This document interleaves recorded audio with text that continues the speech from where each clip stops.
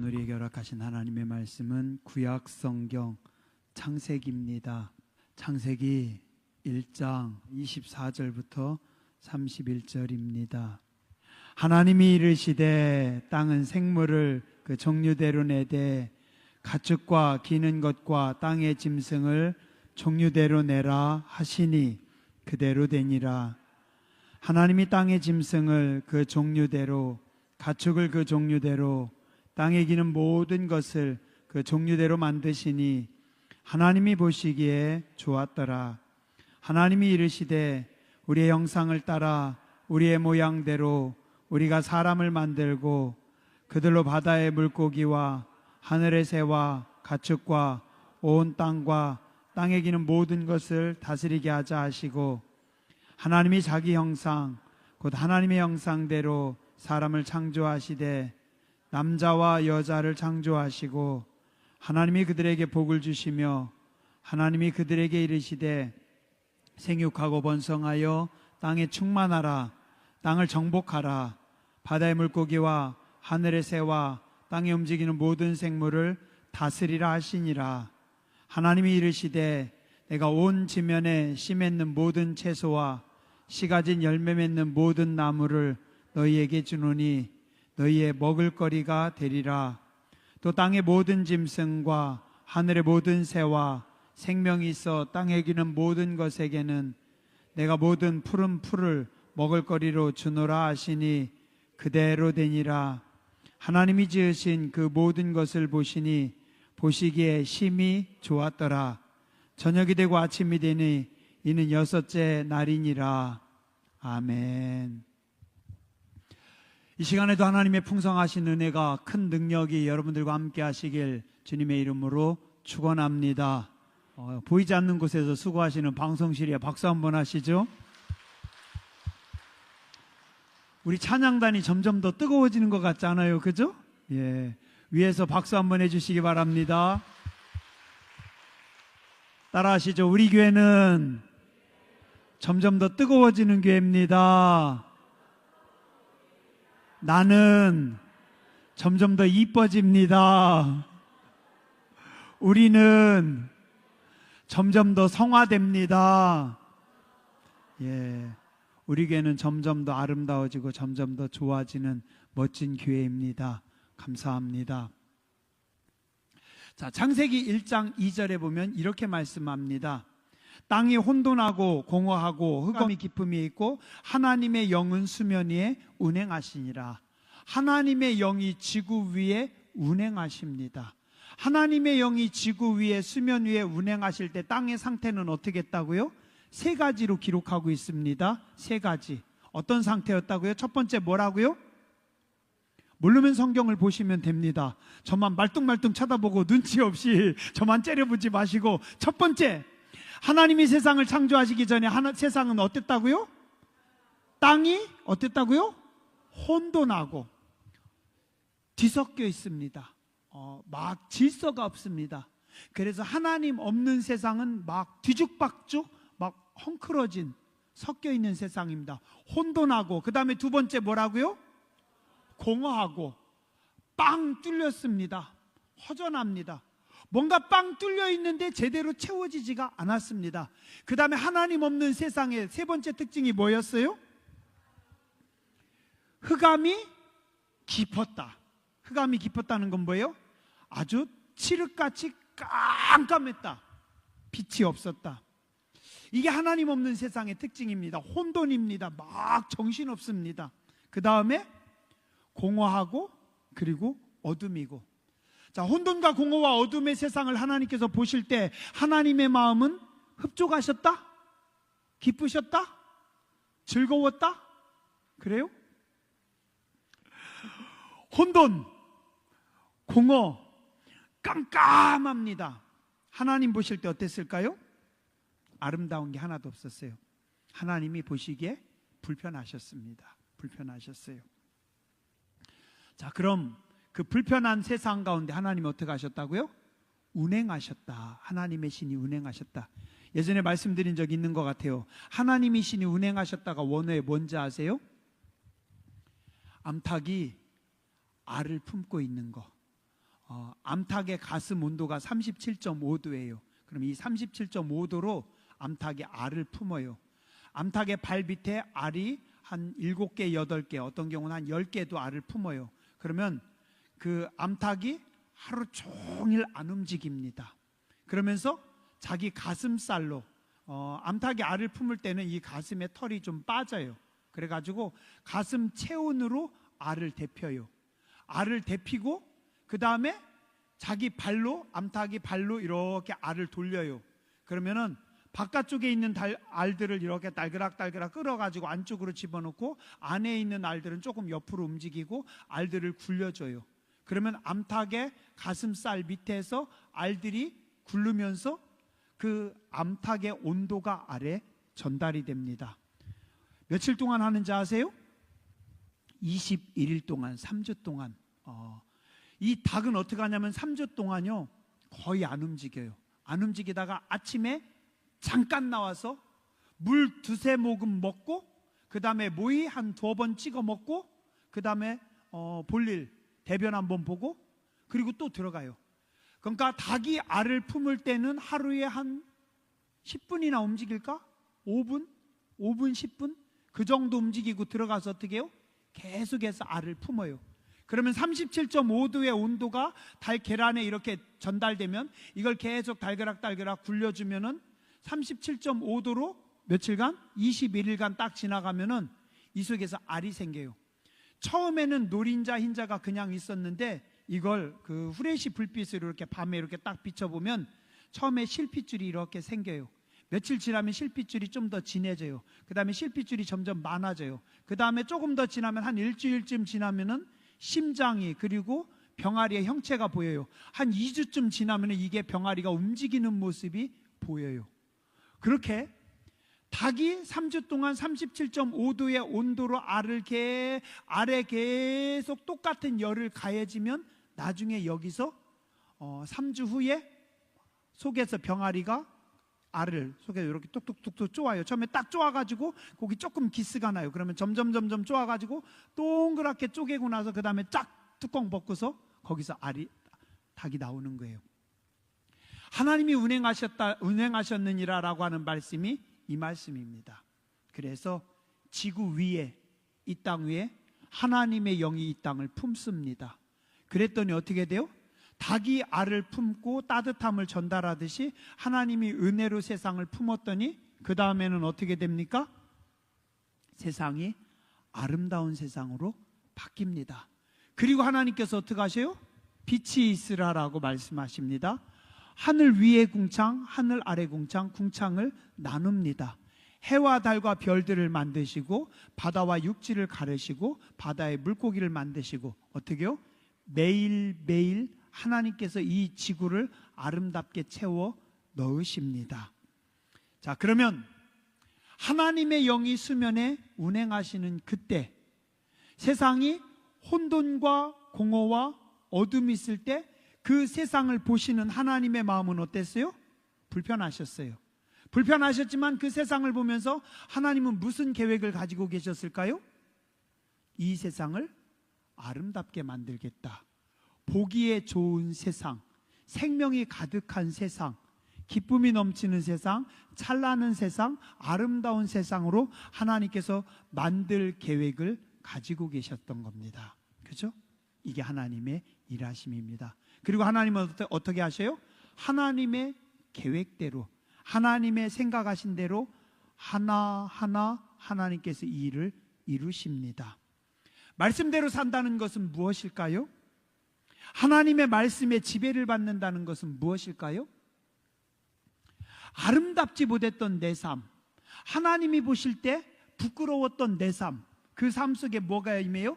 하나님의 은혜가 임합니다. 그러면서 어떻게 돼요? 아름답지 못했던 내 삶이 아름다운 인생으로 바뀌어가는 겁니다. 무질서했던 내 인생 속에 질서가 생깁니다. 공허했던 내 인생 속에 하나님이 완전한 아름다움을 주십니다. 그리고 어두웠던 내 세상 속에 빛을 주십니다. 예수님 당시에 갈릴리 호수 저 건너편 거라사 지방입니다. 이방 지방입니다. 거기서 누가 있었어요? 아무도 생각도 못하고 아무도 계획도 못했고 아무도 쳐다보지 않았는데 한 분만 그 땅을 바라보고 계셨어요. 누구예요? 예수님입니다. 예수님께서 어떻게 하셔요? 제자들과 함께 잔치를 베푸셨고 많은 사람들이 즐거워하고 기뻐할 때 그 저녁에 예수님의 제자들이 오늘 밤은 편안히 쉬고 싶었는데 예수님 뭐라고 해요? 배를 띄우라고 하십니다. 너희 여기서 쉬면 안 된다고 해요. 왜요? 예수님의 마음속에는 계획이 있으셨거든요. 그 계획이 뭐예요? 저 갈릴리 호수 건너편 거라사 지방에 거기 무덤에 한 미친놈이 있어요. 한 남자가 있어요. 옷을 다 찢어버리는 겁니다. 귀신이 얼마나 세게 들었든지 귀신 들린 사람은 힘도 세요. 막 쇠사슬을 찾는데 쇠사슬을 다 끊어버리는 겁니다. 무덤에서 막 미친 듯이 뛰어다니고 무덤에서 소리 지르고. 그럼 이거 어떻게 해요? 미친 사람 시간이 지나면 귀신에 미쳐가지고 혼자 날뛰다가 죽을 인생이죠. 그렇죠? 근데 예수님은 그 인생에 대한 계획을 가지고 계셨어요. 그 미친 인생, 귀신에게 사로잡힌 인생, 죽을 수밖에 없는 인생을 살리시려고 그날 밤에 제자들에게 배를 띄우라고 하십니다. 갈릴리를 건너가십니다. 그리고 그 미친 사람을 구원하기 위해서 돼지떼 2,000마리를 희생하는 한이 있더라도 예수님은 그곳에 가셔서 고라사에 귀신 들린 사람을 고치십니다.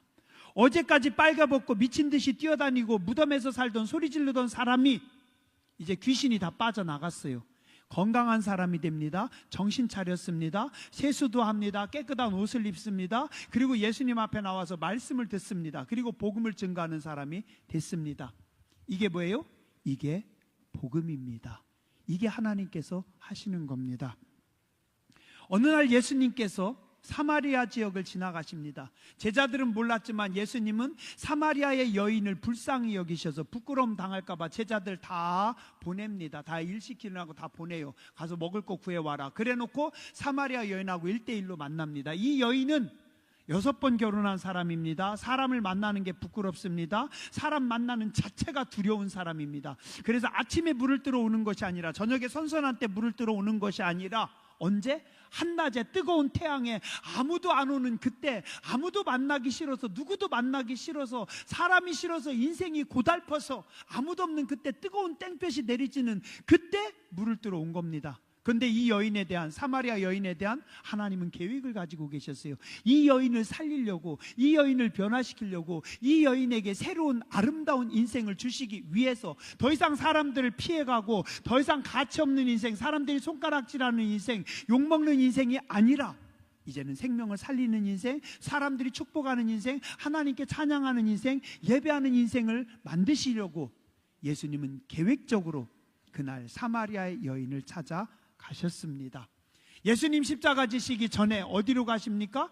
저기 거지가 앉아있는, 거지가 구걸하고 있는 그곳으로 내려가십니다. 왜요? 아무도 몰랐는데 예수님은 눈먼 소경 바디메오를 불쌍히 여기셔서 그를 살리기 위해서 가십니다. 예수님이 오신다는 소리를 듣고 소경 바디메오가 깜짝 놀라가지고 일어나서 다윗의 자손 예수여 나를 불쌍히 여기소서. 예수님의 주변의 사람들은 하나님의 계획을 몰랐어요. 그래서 그 사람들은 뭐라고요? 야, 이 거지 새끼야, 조용히 해. 너 왜 여기서 시끄럽게 하니? 너 왜 예수님 불편하게 하니? 그러나 예수님은 뭐예요? 아니에요. 예수님은 계획을 가지고 계셨어요. 그 소경 바디메오를 살리시려고, 그의 눈을 뜨게 해주시려고, 그의 인생을 가치 있는 인생으로, 아름다운 인생으로 바꾸려고 하나님은 계획을 가지고 그날 소경 바디메오를 찾아 가셨던 겁니다. 12의 혈루증 앓던 여인들, 여인이 부인병이 있어요. 하혈이에요. 하혈이에요. 이거 어디다 얘기해요? 요즘도 말하기 부끄러운데 2000년 전에 이분이 하혈을 해요. 의사들을 찾아가면 어떻게 해요?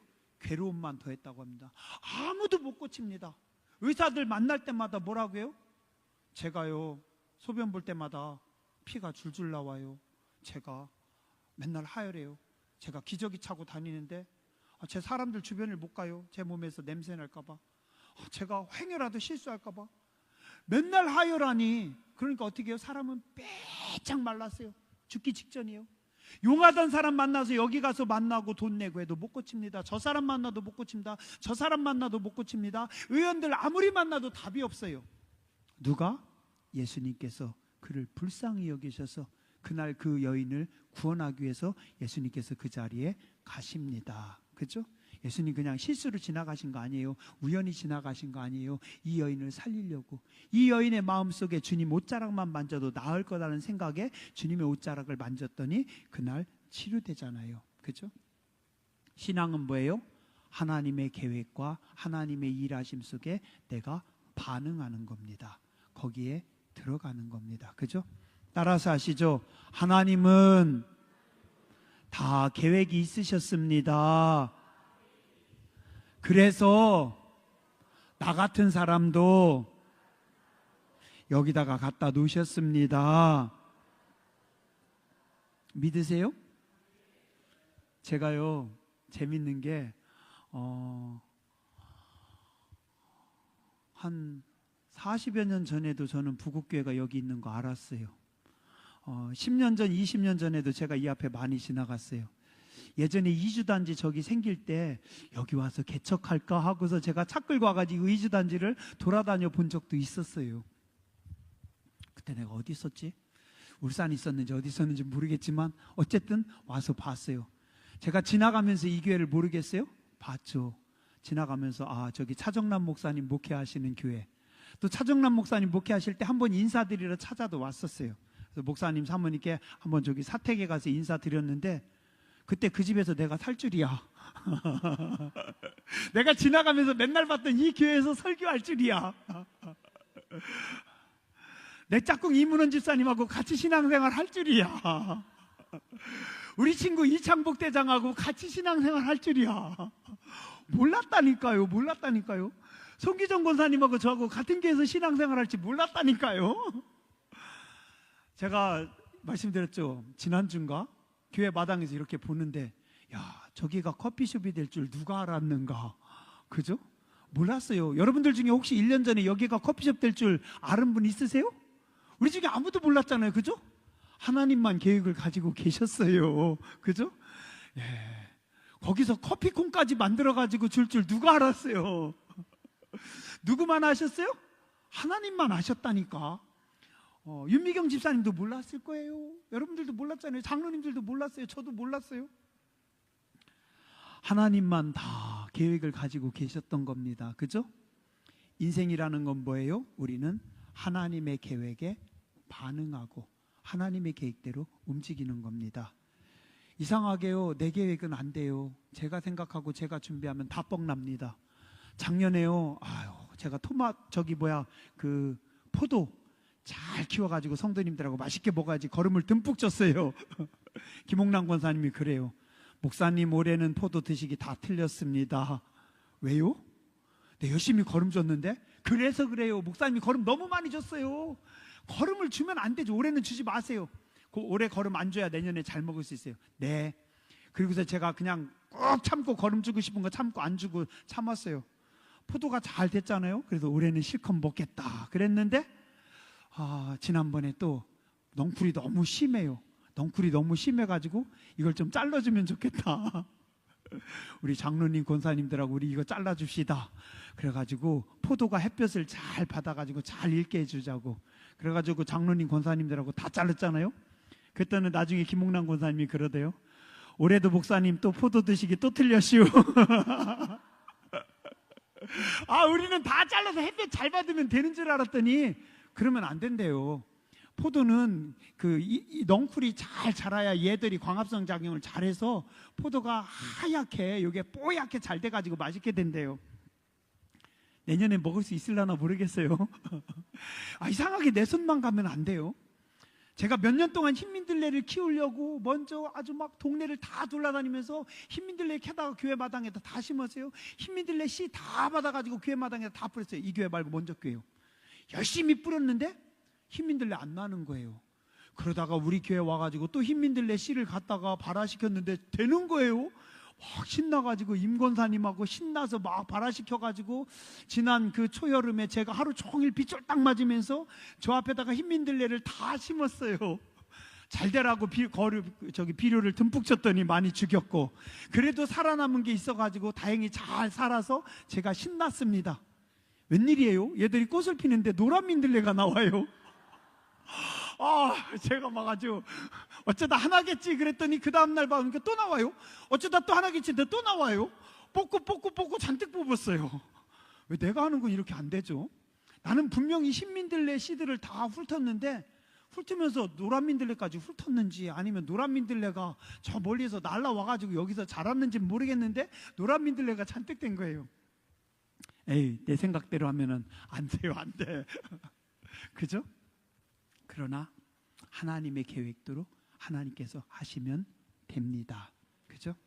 자, 따라서 하시죠. 하나님의 계획대로 하나님께서 하십니다. 하나님의 말씀대로 그대로 다 됩니다. 하나님께서 세상을 창조하실 때 하나님께서 말씀하시니까 어떻게 해요? 오늘 여기 보니까 그대로 되니라, 그대로 되니라. 제가 지난 한 주간 동안 이 말씀을 보면서 이 말씀이 여러 번 제 눈에 들어왔어요. 7절에 보니까 6절에 하나님께서 말씀하시니 7절에 그대로 되니라. 9절에 하나님께서 말씀하시니 그대로 되니라. 11절에 하나님이 이르시되 그대로 되어. 15절 하나님이 말씀하시니 그대로 되니라. 24절 하나님께서 말씀하시니 그대로 되니라. 30절 하나님이 먹을 것으로 주노라 하시니 어떻게 했다고요? 그대로 되니라. 그대로 되니라. 하나님이 계획을 가지고 하나님이 말씀하시면 그대로 됩니다. 그 말씀이 누구 말씀이 되면 돼요? 내 말씀이 되면 됩니다. 내 말씀이. 하나님의 말씀은 능력이 있습니다. 하나님의 말씀은 생명입니다. 예수님은 말씀으로 세상을 창조하셨습니다. 여러분들이 그 말씀을 믿으세요. 그러면 그 말씀은 그대로 되는 줄 믿습니다. 오늘도 우리 교회를 향한, 여러분들을 향한, 여러분들의 자녀를 향한 하나님의 계획하심이 있습니다. 우리는 그 하나님의 계획하심에 반응하면 됩니다. 선포하시는 하나님의 말씀, 주시는 하나님의 말씀을 여러분들이 붙잡고 기도하면 그대로 됩니다. 오늘도 여러분들이 하나님의 말씀을 붙잡고 서심으로 여러분의 삶 속에 하나님의 완전한 질서가, 하나님의 완전한 아름다움이, 하나님의 찬란한 빛과 영광이 있으시기를 주님의 이름으로 축원합니다. 우리 함께 일어나서 찬양하시죠. 아까 예수님이 말씀하신 일로 하려고 했는데 이렇게 보니까 오늘 찬양 너무 좋더라고요. 창조의 하나님이 나의 아버지. 지난번에도 불렀으니까 여러분도 어느 정도 부르실 수 있으시죠? 자, 찬양단 앞에 나와 주시고 찬양은 우리 유민국 권사님께서 인도해 주시죠. 그리고 우리 같이 이 찬양 부르시고 여러분들이 말씀을 믿으세요. 하나님의 말씀을 받아들이세요. 그 하나님의 말씀을 붙잡으세요. 그러면 그 하나님의 말씀이 그대로 되는 줄 믿습니다.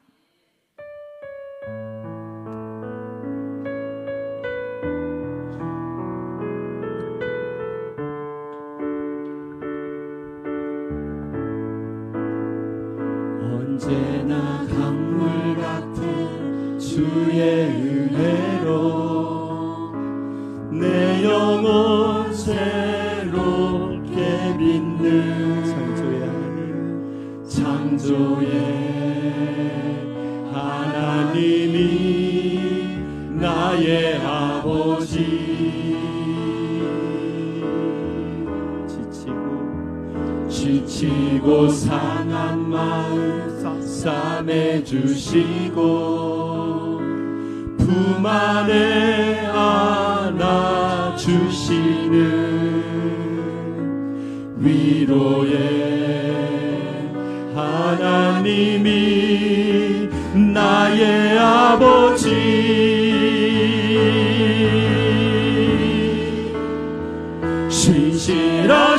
신실하신 하나님이 나의 아버지. 실수하지 않으시는 하나님이 나의 아버지.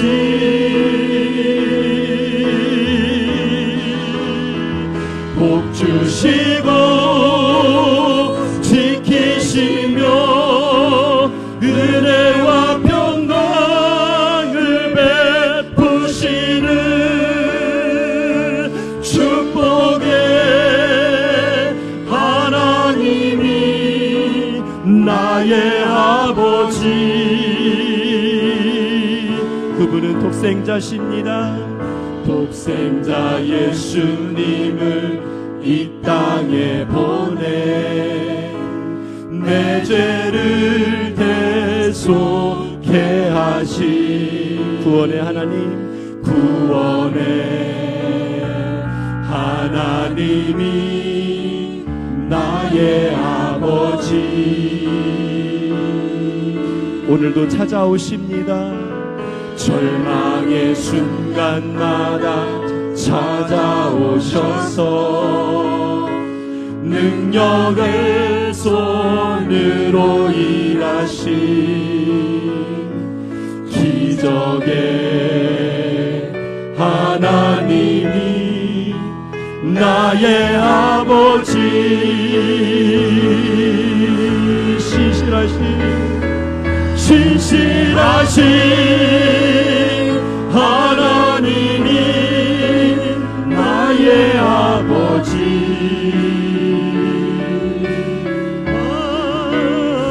실수하지 않으시는 나의 아버지